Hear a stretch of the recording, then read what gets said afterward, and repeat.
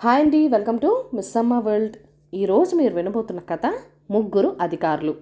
విశ్వశాంత మహారాజు పరిపాలన అపూర్వమని చెప్పుకునేవారు. ఆయన రాజ్యంలో ప్రతి గ్రామానికి స్వపరిపాలన ఉండేది. రాజు ఏటా కొన్ని గ్రామాలు సందర్శించి అక్కడి పరిపాలన ఎలా కొనసాగుతున్నది స్వయంగా తెలుసుకునేవాడు. దేశానికి సంబంధించిన వార్తలు గుర్రాల మీద దేశం అన్ని మూలలకు అందేవి. ప్రతి గ్రామం నడిబుడ్డులోనూ ఎప్పటి వార్తలు అప్పుడు తెలియజేయబడేవి. ఒక సంవత్సరం రాజు పర్యటనకు బయలుదేరి మొదట రామాపురం వెళ్ళాడు. అక్కడ అధికారి రామరాజు రాజుగారికి తన ప్రస్తుత కార్యక్రమం నివేదించాడు. రామాపురం చాలా పెద్ద గ్రామం. గ్రామ పరిపాలన నిర్వహించడానికి 100 మంది ఉద్యోగులున్నారు. వారందరూ ఉదయం నుంచి సాయంకాలం వరకు కొలువుకు వచ్చి వ్యవహారాలు చూస్తారు. అయితే ఉదయం ఒక్కరూ సమయానికి రావడం లేదు. కొందరు మరీ ఆలస్యంగా వస్తున్నారు. దీన్ని అరికట్టడం కోసం రామరాజు ప్రతిరోజు అందరికన్నా ముందుగా వచ్చి గుమ్మం దగ్గర నిలబడి ఆలస్యంగా వచ్చిన వారిని తగిన విధంగా శిక్షిస్తూ వచ్చాడు. అలా అతను వారం దినాలు చేసిన అనంతరం ఉద్యోగులు ఇష్టం వచ్చినట్టు రావడం తగ్గిపోయింది. రామరాజు చెప్పిన ఈ సంగతులు విని రాజుగారు కొలువుకి పరిపాలకుడు లేడా, నువ్వు స్వయంగా సేకరించిన సమాచారం వాడి ద్వారా సేకరించవచ్చు కదా అన్నాడు. ప్రభు, ద్వారపాలకుడు చిన్న ఉద్యోగి. అతడు మిగతా ఉద్యోగులంటే భయపడతాడు. అందుచేత వారికి వ్యతిరేకంగా ఏమీ చెప్పడు. అధికారిని గనక నేను గుమ్మంలో నిలబడితే ఉద్యోగులు భయపడతారు అన్నాడు మహారాజు. ద్వారం వద్ద నిలబడటానికి సిగ్గుగా అవమానంగా లేదా అన్నాడు రాజు. విధి నిర్వహణలో నాకు సిగ్గు అవమానము ఉండవు అన్నాడు రామరాజు గర్వంగా. అయితే నేటి నుంచి నువ్వు ద్వారపాలకుడిగా ఉండు. ఈ గ్రామానికి మరో అధికారిని నియమిస్తాను అన్నాడు రాజు. రాజుగారు తనను మెచ్చుకుంటున్నాడు అనుకున్న రామరాజు తెల్లబోయి, ఇది అన్యాయం ప్రభు అన్నాడు. ఇందులో అన్యాయం ఏమీ లేదు. ఇక్కడ కొలువులోని వారందరికీ అధికారివి. అయినా ఇక్కడ ద్వారపాలకుడు నీకంటే నీ కింద అధికారులను ఎక్కువగా అభిమానించి గౌరవిస్తున్నాడు. గుమ్మం దగ్గర నిలబడితే తప్ప నీ కింద ఉద్యోగులు నిన్ను లెక్క చేయడం లేదు. అన్నిటినీ మించి ఎంతో విలువైన నీ సమయాన్ని ద్వారపాలనకు వెచ్చిస్తున్నావు. ఒక్క బాధ్యతనే నువ్వు సరిగ్గా నిర్వహిస్తున్నట్టున్నది అని రాజుగారు ఈ గ్రామానికి ఒక కొత్త పాలకుడిని నియమించి అక్కడి నుంచి భీమాపురం వెళ్ళాడు. రాజుగారు తాను భీమాపురం వెళ్తున్నట్టు ముందుగా ఎవరికీ చెప్పలేదు. ఆయన కన్నా 1 గంట ముందుగా మాత్రమే ఆ వార్త భీమాపురం చేరింది. అక్కడి అధికారి రాజుగారు వస్తున్నారన్న వార్త ఊరి మధ్య వినిపించినప్పుడు తన కార్యాలయంలో కాక ఊరి మధ్య ఉన్నాడు. అతను హడావిడిగా కార్యాలయానికి వెళ్ళి రాజుగారికి ఘనమైన స్వాగతం ఏర్పాటు చేయమని ఉద్యోగులను హెచ్చరించాడు. భీమాపురం చేరుతూనే తన కోసం సిద్ధంగా ఉన్న ఏర్పాట్లు చూసి రాజుగారు తెల్లబోయాడు. అకస్మాత్తుగా వచ్చి అధికారిని ఆశ్చర్యపరచాలని ఆయన ఉద్దేశం. నేను వస్తున్నట్టు మీకు ముందే ఎలా తెలిసింది అని రాజుగారు గ్రామాధికారిని అడిగారు. తాను గొప్ప పని చేసి ప్రశంసకు పాత్రుడునవుతున్నాననుకుని నేను తలవని తలంపుగా తమరు వస్తున్న వార్త వినడం జరిగింది ప్రభు. వెంటనే తమ కోసం ఈ ఏర్పాట్లన్నీ చేయించేశాను అన్నాడు భీమరాజు. నీ కార్యాలయం చూడబోతే ఊరి చివర ఉన్నది. వార్తలు వినపడేది ఊరి మధ్య కదా. ఆ సమయంలో నువ్వు నీ కార్యాలయంలో ఉండక ఊరి మధ్య ఎందుకున్నావు అని రాజుగారు అడిగారు. ఏదో కొలువు పని మీదనే బయటికి వెళ్ళవలసి వచ్చింది ప్రభు అన్నాడు భీమరాజు. నీ కింద ఎందరూ ఉద్యోగులుండగా కొలువు సమయంలో నువ్వు ఎందుకు బయటకు వెళ్ళవలసి వచ్చింది? నీకు నీ బాధ్యతలు సరిగ్గా తెలిసి రాలేదు. నీ స్థానంలో మరొక అధికారిని నియమిస్తున్నాను అని రాజు అప్పటికప్పుడు కొత్త అధికారిని నియమించి సోమాపురానికి బయలుదేరాడు. సోమాపురంలోని అధికారి సోమరాజు విశ్వశాంతుడికి ఘనంగా స్వాగతం ఏర్పాటు చేశాడు. స్వాగత సత్కారాలు చాలా బాగున్నాయి. అధికారిగా నువ్వు సాధించినదేమిటి అని విశ్వశాంతుడు సోమరాజును అడిగాడు.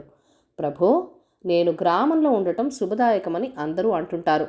అందుకు నిదర్శనం ఏమంటే గ్రామంలో జరిగే సంతాప సభలన్నీ నేను గ్రామంలో లేనప్పుడు జరుగుతున్నాయి అన్నాడు సోమరాజు. సంతాప సభలేమిటి అని విశ్వశాంతుడు అడిగాడు. రాజ్యంలో కానీ గ్రామంలో కానీ ఎవరైనా మరణించినప్పుడు కొలువులో సంతాప సభ జరిపి పోయిన వారికి శ్రద్ధాంజలి ఘటించడం మాకు అలవాటు. ఈ కార్యక్రమం నిర్వహించాల్సినాడు అధికారి అంటే నేను. నా తర్వాత వాడైన వీరభద్రుడు గత సంవత్సరంలో 26 ప్రముఖుల మరణాలకు తానే సంతాప సభలు నిర్వహించాడు అన్నాడు సోమరాజు. శుభకార్యాల మాట ఏమిటి అని రాజుగారు అడిగారు. నేను లేనప్పుడు శుభకార్యాలు ప్రారంభించం కదా. అవన్నీ నా అధ్యక్షతనే జరుగుతాయి. అందుకే అందరూ నన్ను శుభానికి వీరభద్రుని అశుభానికి మారు పేరుగా చెప్పుకుంటారు. అయితే ఇందులో వీరభద్రుడి తప్ప ఉన్నదనటానికి లేదు. అశుభాలు వీరభద్రుడు ఉన్న కారణంగా కాదు, నేను లేని కారణంగా కదా జరుగుతున్నాయి అన్నాడు సోమరాజు గర్వంగా. విశ్వశాంతుడు చిరాకు పడుతూ సోమరాజు వంక చూసి, సంవత్సరానికి 26 పర్యాయాలు అంటే ఉజ్జాయింపుగా నెలకు 2 పర్యాయాలైన ప్రముఖుల మరణాలు జరుగుతున్నాయన్నమాట. అయినా నువ్వు ఒక్క సంతాప సభకు లేవంటే చాలా కాలం నువ్వు గ్రామాంతరాల్లో గడుపుతున్నావన్నమాట. కేవలము శుభకార్యాలు జరపటానికి మాత్రమే గ్రామానికి వస్తున్నావన్నమాట. బాధ్యత ఉండాలి, కానీ ఇలా బయట తిరగకూడదు. నీ స్థానంలో వీరభద్రుని అధికారిగా నియమిస్తున్నాను అన్నాడు.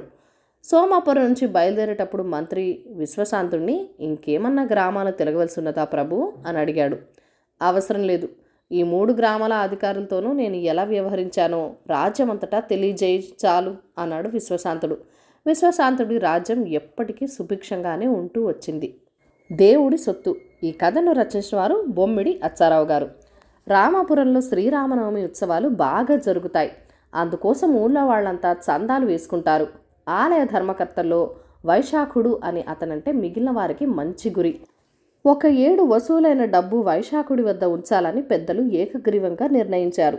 వైశాఖుడు ఆస్తిపరుడు కాదు గాని నిజాయితీపరుడు. ఆ సంగతి అందరికీ తెలుసు. ఆలయ ధర్మకర్తల్లో భద్రుడు అనే ధనికుడు కూడా ఉన్నాడు. దేవుడి సొత్తు తన వద్ద దాచకుండా వైశాఖుడి వద్ద దాచటం భద్రుడికి కొంచెం ఆగ్రహం కలిగించింది. ఆ సంగతి గుర్తించి వైశాఖుడు దేవుడి సొత్తు మూటగట్టి తీసుకుపోయి భద్రుడికిచ్చి, ఈ డబ్బు నా దగ్గర కన్నా నీ దగ్గరే భద్రంగా ఉంటుంది. దీనితో అవసరం వచ్చేదాకా నీ దగ్గరే ఉంచు అన్నాడు. ఊళ్ళో వాళ్ళు ఇవ్వకపోయినా వైశాఖుడు తన పెద్దరికం గుర్తించినందుకు తృప్తిపడి భద్రుడు, ఎప్పుడు పని పడితే అప్పుడు వచ్చి డబ్బు తీసుకువెళ్ళు అన్నాడు.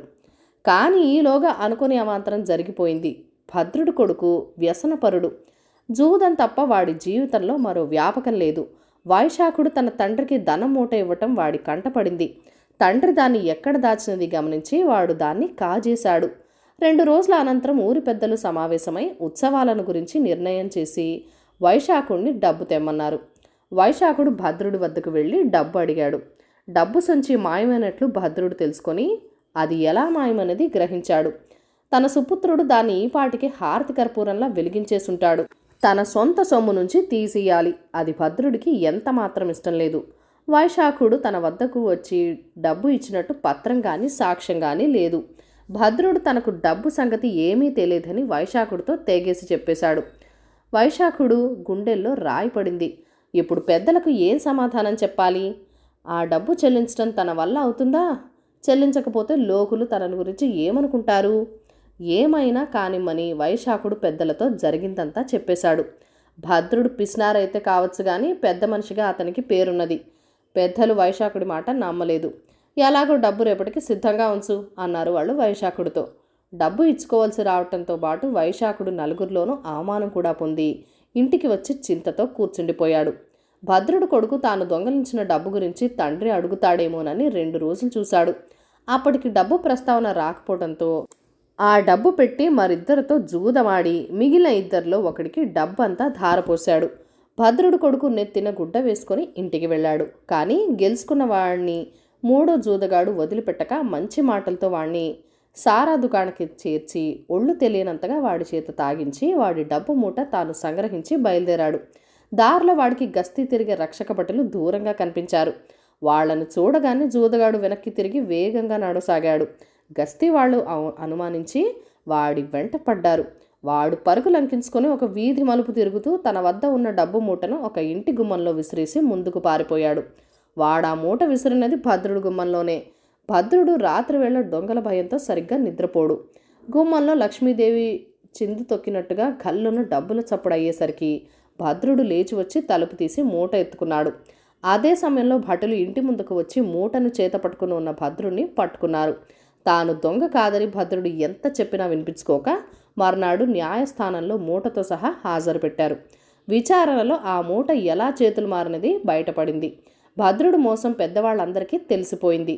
వైశాఖుడిని అనుమానించినందుకు వాళ్ళు ఎంతగానో నొచ్చుకొని క్షమాపణ చెప్పుకున్నారు. భద్రుడికి తన కొడుక్కి జరిమానా విధించబడింది. కథ కంచికి మనమింటికి. ఈ వీడియోస్ని లైక్ చేయండి, షేర్ చేయండి. మన ఛానల్ని ఫస్ట్ టైం చూస్తున్నట్లయితే కనుక ప్లీజ్ సబ్స్క్రైబ్ చేసుకొని మీ సపోర్ట్ ఇవ్వండి. మీ అమూల్యమైన ఫీడ్బ్యాక్ అండ్ సజెషన్స్ నాతో కామెంట్ సెక్షన్లో కూడా షేర్ చేసేయండి. Thank you for watching. Bye bye.